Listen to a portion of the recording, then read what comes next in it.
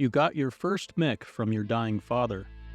It was a simple blackjack, cheap and serviceable. As far as priceless battle mechs go, your father was a proud man with years of military service stretching behind him. You saw what those years of service had earned him. You've been piloting this machine almost as long as you have been walking and talking. When the call to disarm came, your family had hidden the mech rather than see it turned into slag. Now, a new flag flies over your capital city, replacing the republic that you grew up with, and you retrieve your prize. You don't owe this government anything. It wasn't ever yours, not like this mech is, and they'll never take it away from you. Finding a shady merchant to transport you off-world via dropship was the hardest thing you have ever done.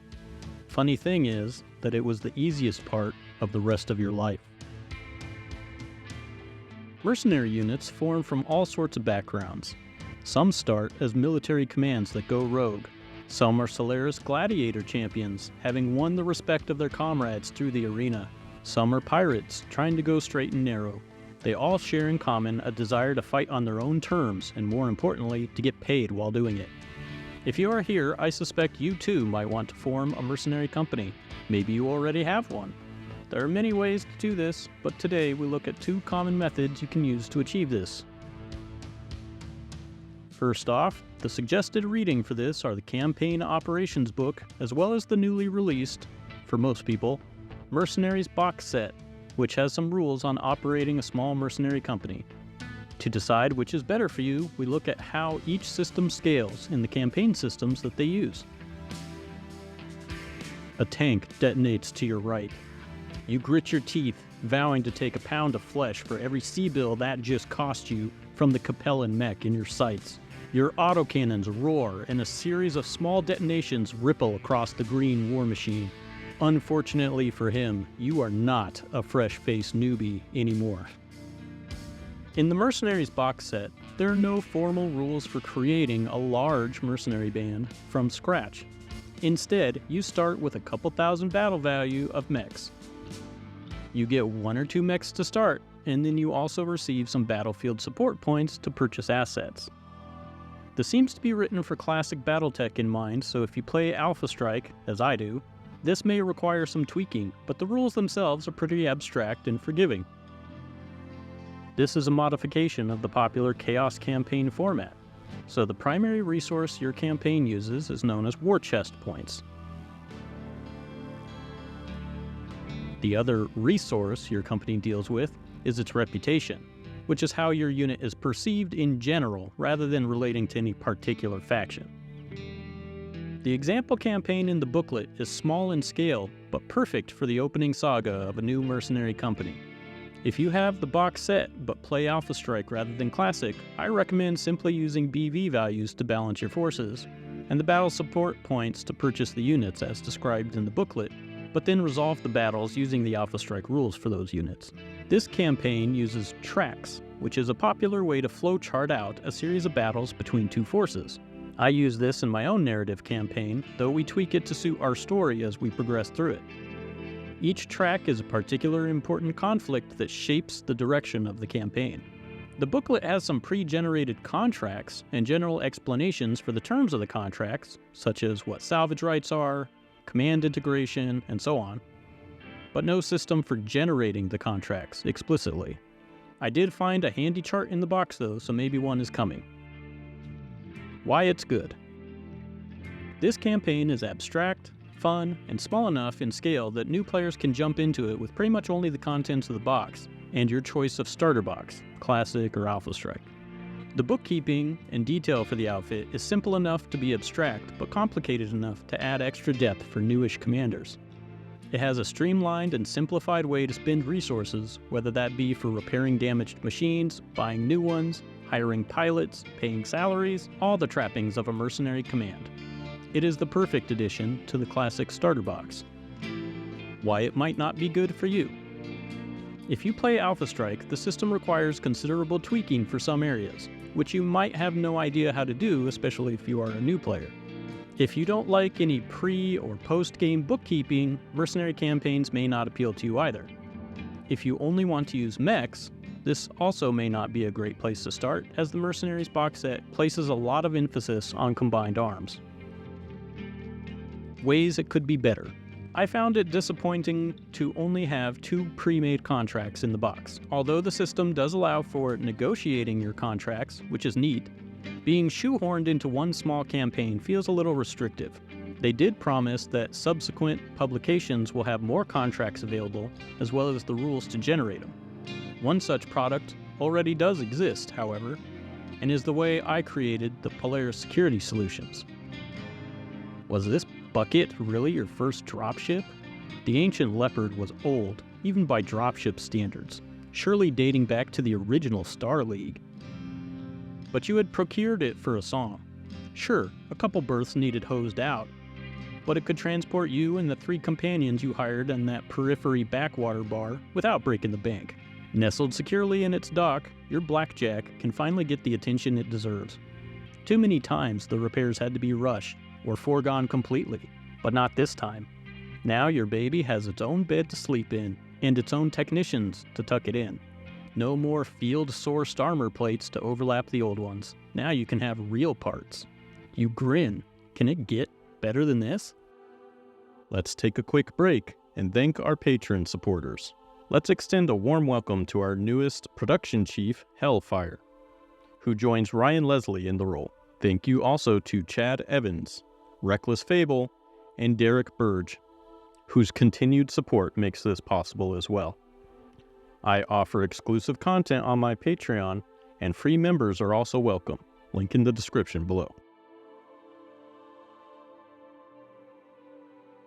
Campaign Operations is the book you go to for all things campaign. Map-based campaigns? They got that. Chaos campaigns? They got that.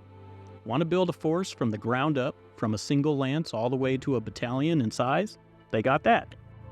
You can generate solar systems to fight over, which helps leave the cannon planets alone for the sticklers, or run a simple narrative campaign. You can even own a planet or build a base. All of those things are found within this one handy book. This publication offers a different approach to force creation. Step 1. Determine the force type. The first step in this method is to pick one of the following categories for your unit. Government. These are the forces raised by some form of national government, whether it be a small planetary militia or a star-spanning border march. The book specifically states that corporations or minor noble bodyguard units do not apply. I'd wager that the units employed by companies or minor nobles are more mercenary in nature, albeit the kind that prefer to stick with one employer. Mercenary. Typical guns for hire, the mercenaries get to pick and choose who they work for, or at least they have the illusion of choice. There are many recorded incidents of mercenaries being effectively press-ganged into service to a house military, but I digress. Mercenaries tend to field smaller numbers than the regular house-sponsored armies, but some of the largest mercenary groups can rival any successor state in power projection. Pirates. If you can't get honest work as a mercenary, or don't want to work for anybody but yourself, piracy is kind of the last option. You need food and supplies to stay afloat, and nobody's just going to hand that stuff over to you for nothing. Note that these are not rigid definitions. Your Merrick-loyal insurgents on a Lyran-invaded world can operate as either a government or mercenary. Your ragtag band of roving marauders that steal and plunder might be pirates, but they could also just be unscrupulous mercenaries that don't care about their reputation with the locals. For the most part, you want to pick the most appropriate category based on what you want the unit to represent at the point in time you want to play them. For example, if a force formerly worked for House Kurita, but went rogue and fell into the criminal enterprises, preventing them from finding honest work, you would probably want to categorize them as pirates. Step 2. Determine the force background. At this point, you pick the era you want to play them in.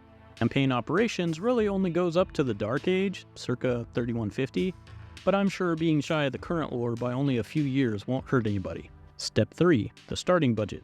Working from a table, you make an initial budget roll and see how many C-bills you are blessed with to begin buying material and hiring personnel. You get modifiers to the starting number based on your era, the faction type, and your relative poverty to the rest of the Inner Sphere. Sorry, Capellans. After this starting number has been determined, then you buy all your starting equipment. Step 4. Buy stuff. This chapter in the book is aptly titled, Buy All the Things, and for this step, you do exactly that. You can either buy things using their established C-bill cost in Universe, or by using each item's approximate C-bill cost provided by a handy table. This provides you the means to procure the equipment and people you need to make the unit a reality. These rules are probably the most complex part of the whole thing. You can't simply pop on down to the Mech Mart and buy a couple of hatchetmen. You need to make some die rolls to see if there is one available for sale, and if you can get your grubby little paws on one. Once you have thought up something that you want for your force, you make a roll to see if it's available. If it is, then great, you can buy it. If it isn't, well, you'll just have to wait until later and check again. Kinda like I keep checking the Catalyst website for a new printing of the Alpha Strikes Commander's Edition. If you want something not typically available to your faction, then that makes things even more difficult. Clan tech is virtually unobtainable in the Inner Sphere until a certain breaking point in the timeline, so no amount of palm greasing is going to get your 30-50 mercenaries hands on a Timberwolf. For that, you'll just have to make shit up like Jamie Wolf. Which you can do. There are alternate rules for putting together the force that give you an infinite starting budget and relax the availability requirements, allowing you to make whatever kind of unit you want to make. There are charts for mechs. There are charts for parts, charts for weapons, charts for platoons of infantry, and charts for support vehicles, charts upon charts. Once you have gotten your force together, how are you going to get them around? Are they going to hitchhike? That brings us to the next step. Step 5. Cash, grass, or gas. Okay, I made up that title. Really, this step is for determining what kind of transport this merry band rides to battle. It is separate from purchasing, so don't let the ginormous price tags of spacecraft scare you. Consider it a lease rather than an outright purchase. For this step, you pick your preferred transport and add up all the relevant modifiers before making the availability roll. If you don't succeed, you gotta try again with a different vessel.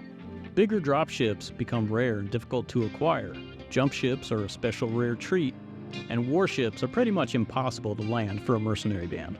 For a mercenary, it is possible to operate without spacecraft assets of your own, but be aware that you might be footing the shipping price of all your sweet mechs, and 100 tons of Atlas doesn't qualify you for Amazon Prime's free shipping either. Step 6. Abilities, leftover funds, and support personnel. Being a mercenary does not prevent your soldiers from living their lives, and you'll need all manner of support to give them good quality of life. Technicians to keep things working, doctors to treat them, admins to count those beans, and more.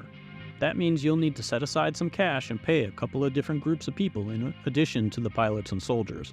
Technicians, fix all the things. Administrative personnel. Doctors, quartermasters, lawyers, and any other non-combatants that might support your force outside of the soldiery and technicians. Officers. Your staff members and soldiers in management positions over others. They get an increased rate of pay for the additional responsibility. The book offers some guidance and implies some flexibility for how many officers are needed, but it doesn't give a minimum amount. So I would just treat the guidelines provided in the book as the minimum. Alright, so that's how you create the force. Running it is an entirely different beast. You can see by how long I've been droning on that this is the far more complex way to run a mercenary unit, and scratches a completely different itch. You can simplify it down to the war chest system used by Chaos campaigns, which is what I do, but it is still no easy feat to keep track of all these things. Look at this spreadsheet I had to make to keep track of it all. If you show some interest by, I don't know, bugging me in the Discord or something, I will work on cleaning up a blank copy the patrons can have.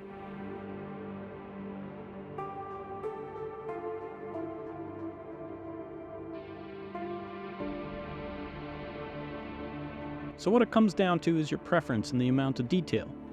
This system is best for those who like spreadsheets, keeping track of every shot fired and how many space dollars it will take to buy a new shot.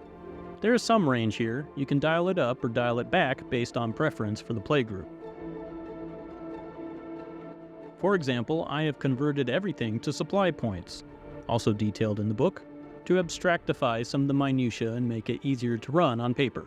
There are also some great tools for keeping track of your force, like Mech HQ, link in the comments. This is part of the Mega Mech suite of tools that make keeping track of the minutiae 100 times easier. All the little force icons I use with maps in my battle reports, made with MechHQ and a little bit of Photoshop. It can roll contracts, play as a computer opponent against you, and calculate all those pesky acquisition rules. For fans of classic Battletech, it really is a must-try, and it's been around almost as long as I've been playing Battletech. If you want to stick to tabletop like I do, then my spreadsheet might be the best non-MechHQ bet, although I'm sure others have their own versions of those spreadsheets that are even more complicated than mine. Someday I'd love to see somebody make a mobile app for it. That's outside my wheelhouse. Other upsides to having campaign operations is the sheer amount of flexibility it gives you. You can play campaigns in any style you want: map, narrative, chaos, etc. It also provides even more scenarios and variants for you to try. Rules for generating contracts, rules for maintenance, repair, resupply, transportation, pretty much everything you would need to run any type of ongoing campaign with lots of attention to detail. That brings us to why this might not be for you. If you hate dealing with spreadsheets and just want to play some games with some story behind it, this might all be a little much. Maybe you don't care how many minutes it will take your chief tech to replace the hand actuator for your archer. Or perhaps you just don't care how many C-bills it's going to cost you to transport 12 suits of Interfere standard armor to the battlefield. Being the most detailed, this supplement is the most difficult to bring to bear outside of using automated campaign tools like MechHQ. I think the only thing I really don't like about the campaign operations is that I need to have it in order to make the most of my Mercenaries box set. If there was an intermediate product, one that rolled up the new contracts for you easily, or provided a large selection of pre-made ones, I would probably have no complaint about this book itself. That being said, buying books directly from Catalyst gives you both the PDF and the physical book itself, and is generally a good deal if you live within North America. It really isn't that much of a pickup, and it's definitely easier to get than something like the Commander's edition of Alpha Strike. Not that I'm salty or anything. There is yet another option we haven't really explored that some of you might really dig: fan publications. There are probably at least half a dozen fan-produced campaign systems out there for just Alpha Strike alone.